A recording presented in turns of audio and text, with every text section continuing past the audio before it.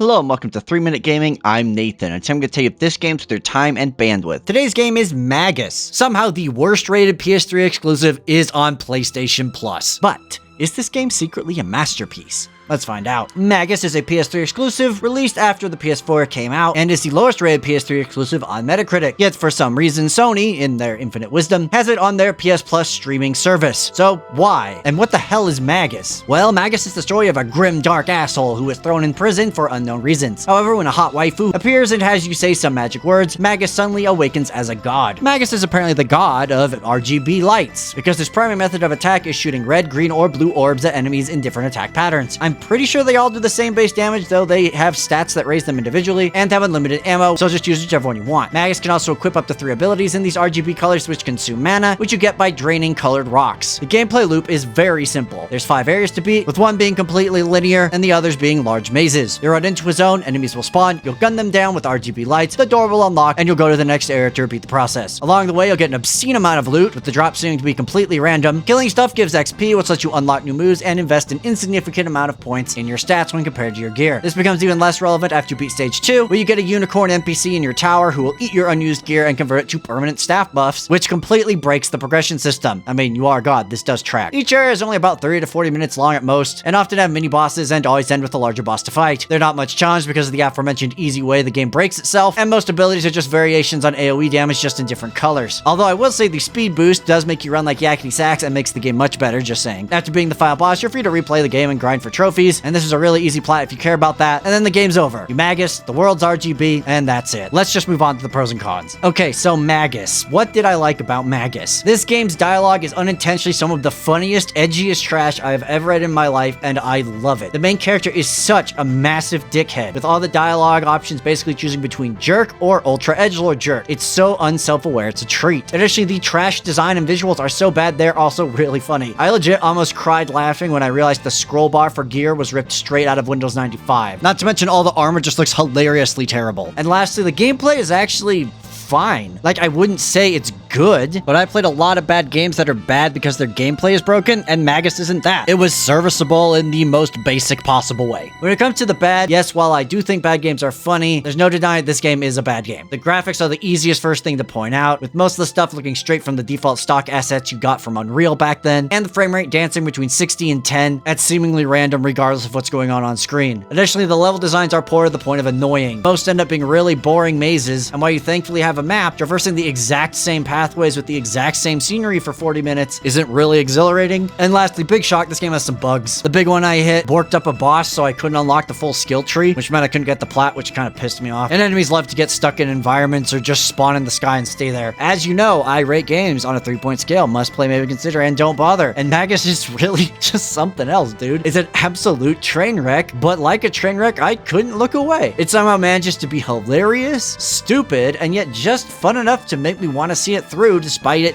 being a disaster. So in a 3-minute gaming first, I'm going to give it a don't bother, but an unprecedented hidden gem. If you like bad games, you should absolutely play Magus. It's short, it's funny, it's on PS Plus Premium for some godforsaken reason. I am never going to say this is a good game, but I can say that my life has improved because I experienced Magus. And that's all I have for you today. That was Magus. Please let me know what you think about it in the comments if somehow or some reason you've played it. But if you haven't and you have PS Plus, please go check it out. I want Sony to waste bandwidth streaming this game to you people.